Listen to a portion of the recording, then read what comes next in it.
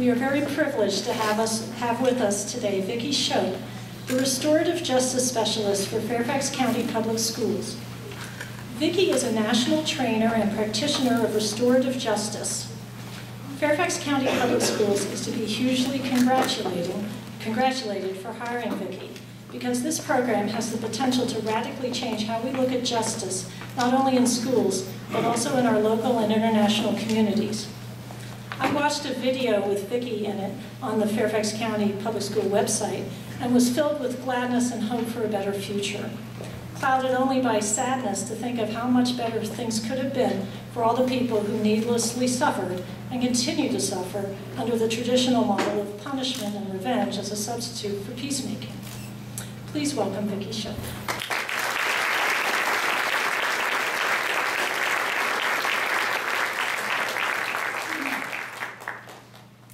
Thank you all. Well, good evening, everybody, and congratulations to all of you. Congratulations. When I first received the call from Margaret in the fall when she asked me to come and speak tonight, the first thing I could say was, of course, yes. I'm happy to speak at the Fairfax County Peace Awards. I didn't know until I received an email from her a few weeks ago with the description of what these students had done, what this was really all about. And I was humbled, and I still am. And I was lifted by that, by what I read. I felt a renewed hope for the future. Sometimes when people ask me, why do you work with kids? They're so out of control these days. I say, you have no idea. You need to pick up a newspaper once in a while or go to a school once in a while. These kids are awesome. I'm so proud of all of you.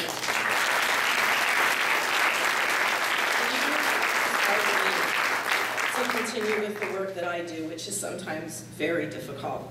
And I'm going to be telling you about my work today and challenging you a little bit too. As I read your stories, a few main themes started to really emerge for me.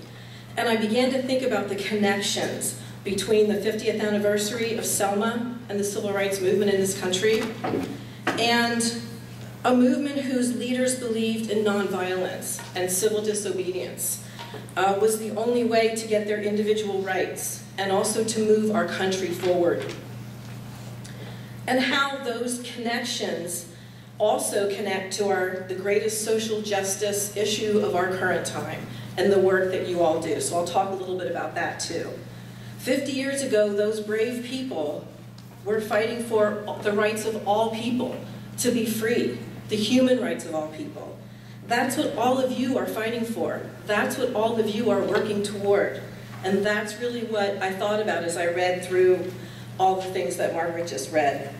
Whether you're called to have a servant's heart, which some of you are, or to stand up against religious intolerance or bullying, we're all fighting for the same thing: human rights, the rights of human beings.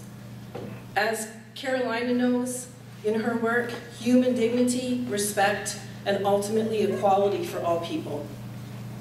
Dr. Martin Luther King, the great leader of that civil rights movement in his day, he said that the civil rights movement was a war on poverty.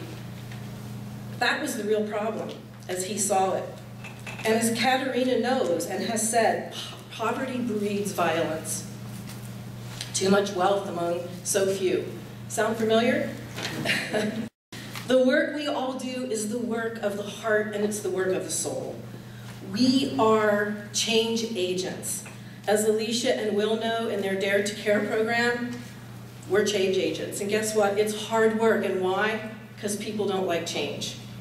People do not like to change. Nobody likes the way things are, but they don't like change either. And I think sometimes when I talk about my work, people think of it as butterflies and unicorns. We're healing the world. And in some ways we are, but it's also very, very difficult work. And oftentimes when you go into this kind of work, you don't recognize that until you get there. People don't like change. So when I think about Grace and Sakira and Lena Wu and Riem, and if I pronounce your names wrong, you know who I mean, it's you, so you can please forgive me for that. People don't like it when you talk about a rape culture, do they? They don't like it when you talk about sexual violence. I have some friends that went to UVA. They didn't want to talk about it when we had the huge fraternity issue a few months ago. It's very hard to talk about things that are difficult in your community. People don't want to think they belong to a rape culture.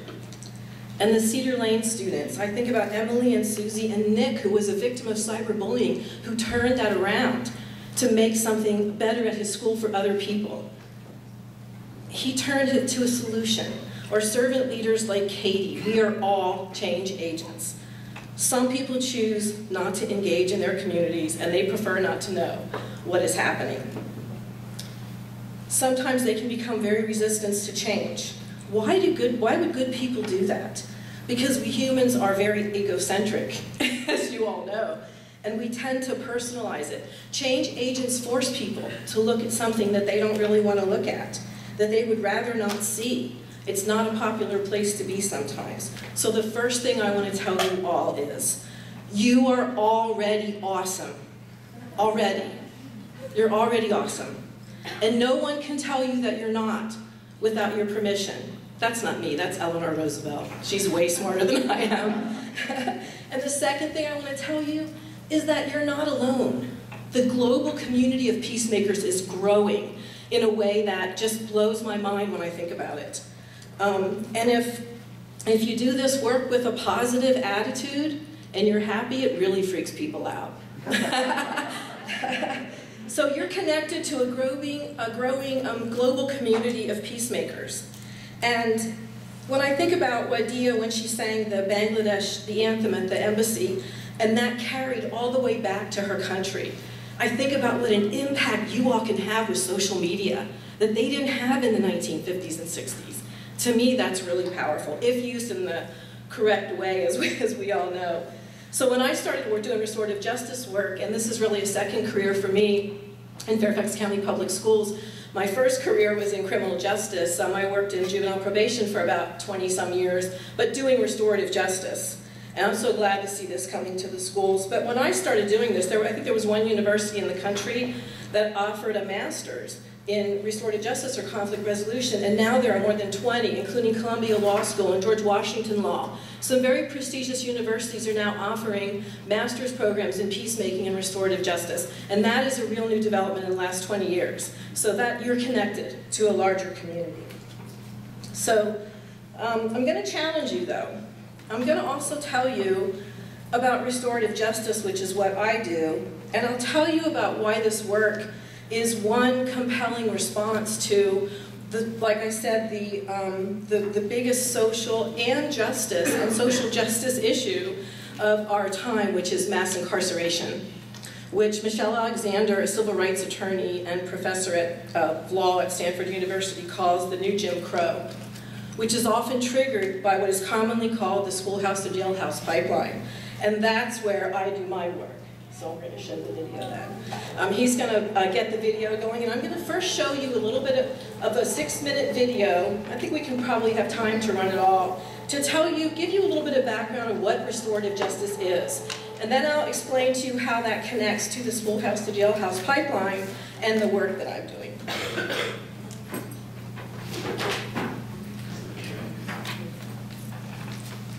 It does take a little bit of time to get. We spent the better part of the first quarter really dealing with the conflicts between all these students, but then after that circle, we didn't have any conflicts for the remainder of the year. You can feel that they really come to terms with what they've done, and they grow through it. It gives a context for learning to take precedence over any drama. They're kind of forced to listen to the other perspective. Restorative justice is a philosophy that responds to harm and wrongdoing. It is victim-centered and focuses on offender accountability. Restorative justice offers an alternative to traditional student discipline. Tell me, what would you need to make this situation right? Pre-conferences allow the offender and the victim to privately voice their perspective on the incident. Wrongdoing is viewed as a violation of a person or community, as well as a violation of discipline code. Thank you, everybody, for coming to our Restorative Justice Circle today. Then, dialogue about the wrongdoing is facilitated within a circle process. Participation in the restorative justice process is voluntary. and is appropriate to address a variety of offenses. Within the circle, all parties who were harmed by the incident can participate. Students and their parents, administrators, and other staff members. Facilitators come in and their questions are crafted. They know what they're going to ask, and it's very purposeful. It's to give the individual that was harmed time to express and share out how they feel, how that affected them in many, many different ways.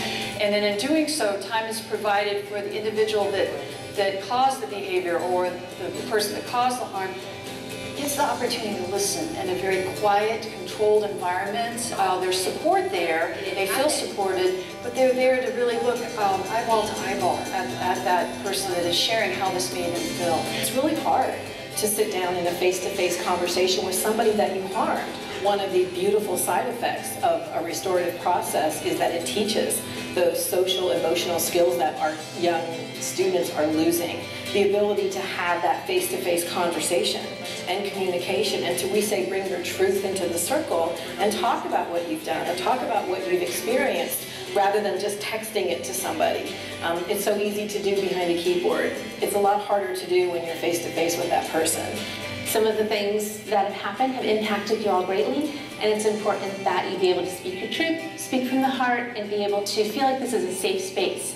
So this is our talking piece, and this is your way of knowing that this is your chance to speak. And again, I'll reiterate the confidentiality piece of it, that it is very important that we respect that we keep what's said in here private. The three main goals of restorative justice are accountability, character development, and of course, school and community safety. Restorative justice is a learning process for students. What were you thinking at the time? I think it absolutely creates a sense of empathy. And for students, especially teenagers, to get a wider perspective of a single action or of how other people's actions impact them is an incredibly important part of their learning. I think it also shifts the view of how parents view the students, especially for the parent of a victim. They feel very protective of their child, as they should, and they sort of perceive this other person who caused this harm as this bad student or this bad kid. And when they see them in the circle process, it sort of like brings a humanity to that student.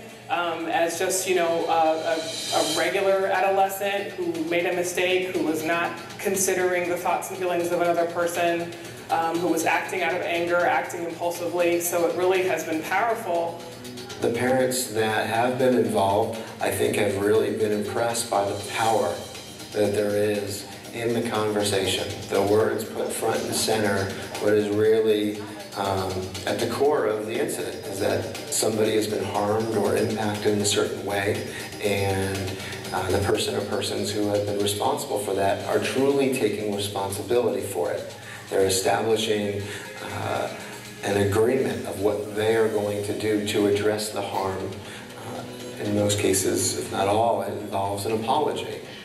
Through the whole process, when they see that other person, you know, just explains how this made them feel, they are usually taken aback by it. And right away, just you can see it in their demeanor, their eyes, their body, just kind of slumps, and they realize, oh, I did this, I caused that. And more often than not, they say sorry right away. Sometimes a written agreement is made and signed by all parties. By focusing on repairing the harm, students are able to move past the incident and avoid future conflicts. School safety is a key factor in any decision an administrator makes. Restorative justice processes actually make the school a lot safer, and there's research and there's data that we have now that speaks to that. What happens after a 3-day suspension if a student comes back and there's been a conflict, for example with another student or a teacher, the conflict is still there. And so the school has not been made safer through just removing the student for a few days. So restorative processes do make the school community safer, and there's been a lot of research and a lot of data comparing a zero tolerance perspective to a more restorative perspective. And so the restorative process absolutely does make the school a safer place. Thank you. Okay, so as you can see in the video, restorative justice, it's a philosophy, it's not a program. It's a different way of looking at crime and wrongdoing. It's a philosophy that we view as a crime or wrongdoing as a violation of a person or community, as well as a violation of the rule or the law, and that's what our focus is. We know that punishment alone does not change behavior, especially in children and adolescents. It's a temporary change, but it's not long-term. And isolation is not like it was when I was growing up with suspension. You were home, you were truly isolated. Today, the kids are at home and they're texting everybody at school and just kind of pumping up the drama. And administrators tell me all the time that often leads to a second fight or a second incident. So a restorative approach to school discipline and juvenile justice is based on the premise that people respond more positively if you do things with them rather than to and for them, especially adolescents, especially kids. Restorative justice invites the community to take responsibility for the conditions in the community. All the work that we do is based on 7 principles. And those are that we focus on the harms of wrongdoing, we empower victims in the process of justice and school discipline. And that's something new to schools, not just in Fairfax County, but nationwide. There aren't a lot of victim services in schools, and there aren't many in juvenile court either. So what happens when a student is victimized in a classroom or a teacher is victimized? We remove the offending student, but we don't really have anything in place to help those people who have been harmed by that incident. And so restorative justice addresses that harm. We focus on the equal concern for victims and offenders, and we really try to help those offending students to make things right and encourage them to take responsibility for their behavior. But we don't use the terms victims and offenders when we work with students. It's so much easier when we talk about restorative justice to use those terms. What we use is the person who's been harmed and the person who did the harming, because that really feels like a label. So just so you know that we don't typically use those terms. We really encourage collaboration and reintegration rather than isolation. So rather than removing students from their environment, which doesn't change the behavior, we encourage them to be reintegrated back into the classroom or back into the environment where the incident happened. So we bring together those most affected by crime and wrongdoing in order to make things right in a circle process. We use a talking piece, which often seems kind of funny to people, as you can imagine, particularly when we get adults in the circle and we're passing around a talking piece. It feels a little silly, but the reason the process works so well and changes behavior is because it's a ritualized process. It's very standardized and ritualized, and we follow the process, and the behavior change happens within that process. So the work we're doing in Fairfax County is a direct response, and that's very encouraging, that Fairfax County has decided to take this head on. So in Michelle Alexander's book, The New Jim Crow, she states that this issue has been largely invisible, the issue of mass incarceration, has been largely invisible to the American public, even to her, when she became the director of the Racial Justice Project at the ACLU, which is the American Civil Liberties Union, in 2004. Mass incarceration affects mostly people of color. 89% of drug offenders serving long mandatory sentences for non-violent crimes, often low-level drug offenses, 80–90% are African American. The racial caste system that African Americans experienced from 1877 to 1860, as you students know and probably recently learned during Black History Month, was referred to as Jim Crow. After the emancipation of slaves in this country, states and local counties, especially in the southern states, enacted their own local laws and their own local rules around how people could interact. And that kept African Americans living in their own segregated communities and not allowed to eat at the same restaurants as whites. They made it impossible for African Americans to vote by making restrictive voting laws. Something that continues today, excuse me, to some degree, redrawing districts and creating new laws that make it difficult for poor and disadvantaged people to vote. Pay attention to that when you turn 18 and begin to vote. Pay attention to that issue. Until Rosa Parks sat on that white man's seat on that bus that day and started the greatest social movement our country has ever known. One person can make a difference, and that's what you all are doing. The new Jim Crow, as Professor Alexander describes it, is mass incarceration of mostly African Americans and people of color through things like mandatory minimum sentences for certain amounts of drugs and weapons. So if you're in a car with 4 other kids and one of them decides to commit a crime and there's a weapon in the car, you can go to prison for life simply by being in the car. Mandatory minimum sentence for certain amount of drugs create more business for the prison industry, which costs taxpayers in this country $70 billion a year for the prison industry and $200 billion for public safety, both of which large chunks of those goes to that industry. Some states in the South have more in their budgets for incarceration of youth than they do for education of youth. Our incarceration rate is 6 to 10 times the size of any other nation. Only Russia compares, and that's minimal. Who was on the planet in this room in 1980? Raise your hand if you were on the planet in 1980. In 1980, we had 500,000 people in prison. Today, we have 2.2 million, and 2 million on probation and parole. 23 states have no minimum age for trying kids as adults. 11 and 10 and 12-year-olds are in prison for life, 10,000 of them around the country. In 2000, the Human Rights Watch found that while white youth were far more likely to sell drugs, African-American youth were being arrested at unprecedented rates. 79% of offenders are in prison life without parole. Why? I'm sure you guys are wondering, why do we have that situation? Profit. GEO and CCA, our 2 prison profiteer companies, made more money last year than ExxonMobil. They lobby for longer prison sentences and to eliminate diversion programs like Restorative Justice that help kids make things right and move on with their life. Think of the industries that are funded by this. So you have food suppliers, $80,000 a year per prisoner, and the food is terrible in prison. We think it should be, right, for people in prison, but we're paying a lot more than those prisoners are getting as taxpayers. Bail bonds, sanitation companies, prison builders, jobs. Prisons build jobs to bring jobs to depressed communities, unfortunately.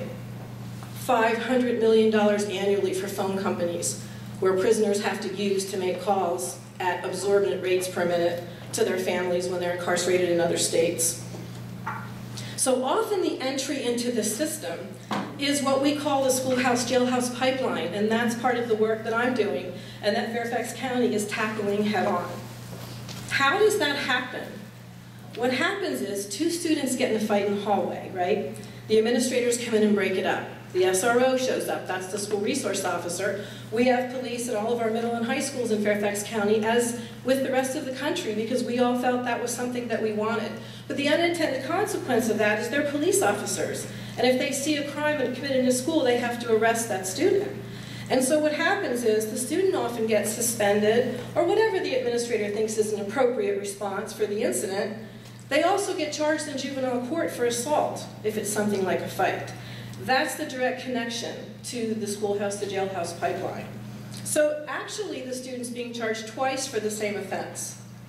So even if they're diverted to a program, which many of them are, that means, again, they have a court connection and they have a court number, and that never goes away. They've been charged with a crime. Those records are no longer expunged like they were 20 years ago. We all think that when you commit a crime as a juvenile, it goes away when you're 18. It does not anymore. A phone is worth $600, right? The line between petty and grand larceny is $250. So if a student, an impoverished student steals a cell phone from another student, which happens a lot, and I deal with a lot of cases like that, that's a grand larceny because of the value of the phone. And so that's a felony larceny charge that can stay with you for life as a juvenile. So what Fairfax County is doing is really exciting. They are bringing together 5 agencies: Fairfax County Public Schools, Fairfax County Police, the Juvenile Court, and our community partners, Northern Virginia Mediation Service, to really tackle this problem head on. And so I work directly with the police, the SROs, and with the court to divert as many kids as we can into the Restorative Justice program for the appropriate situations, to try to stem that flow into the justice system. So that's something that's very exciting. If they participate, then they are not considered not court connected, and they have no record if they participate and successfully. So it's an exciting time for peace and justice work around the country and our own communities. All communities and all schools in our nation are tackling this issue of disproportionate minority contact and special needs students in school discipline and juvenile justice. So March 7th was the 50th anniversary of Bloody Sunday. You all know, did you all see Selma? I see you nodding your heads. Where police beat back 600 nonviolent protesters on a bridge in Selma, Alabama, with billy clubs and tear gas. Those protesters were people like Ria, going to Egypt to protest in her home country. I know she's not here today. But 2 days later, Dr. King led a symbolic march across that same bridge. 3,200 marchers left for Montgomery, the state capital, walking 12 miles. They slept in fields and they ate what they could until they got to Montgomery when they were 25,000 strong. Less than 5 months later, President Lyndon Johnson signed the Voting Rights Act of 1965 and then the Civil Rights Act of 1968. We know we have a long way to go, but the fact that the reason that many of you can use the same bathroom as me or sit on the same bus as me is because of the work that those people did. They believed in the dignity and self-worth of every human being, as Dr. King said often, as you all do. Brian Stevenson is the executive director of the Equal Justice Initiative in Montgomery, Alabama. The Equal Justice Initiative, he's also a law professor at New York University, and he has a great new book out called Just Mercy that I encourage all of you to read. The Equal Justice Initiative has won relief for dozens of prisoners wrongly convicted of crimes, mostly African American men. When Brian was a young attorney working in Alabama, he met Rosa Parks and Dorothy Height and some of the great leaders of the social justice movement, civil rights movement in the 60s. And he was telling them about all he was doing, and he said he was freeing innocent men and women from death row, and he was helping mentally ill people in juveniles doing Supreme Court cases, trying to not have them be executed. And he was telling them about all his work, and he said Rosa Parks just kind of sat and stared at him and said, "Honey, you're going to be tired, tired, tired. And you're going to need to be brave, brave, brave. So I tell you guys, be brave." And I'll leave you with the words of Dr. King as he dismissed protest marchers from the churches 50 years ago. He always said, "Walk together, children, don't get weary. Don't you get weary." Peace to all of you, and congratulations.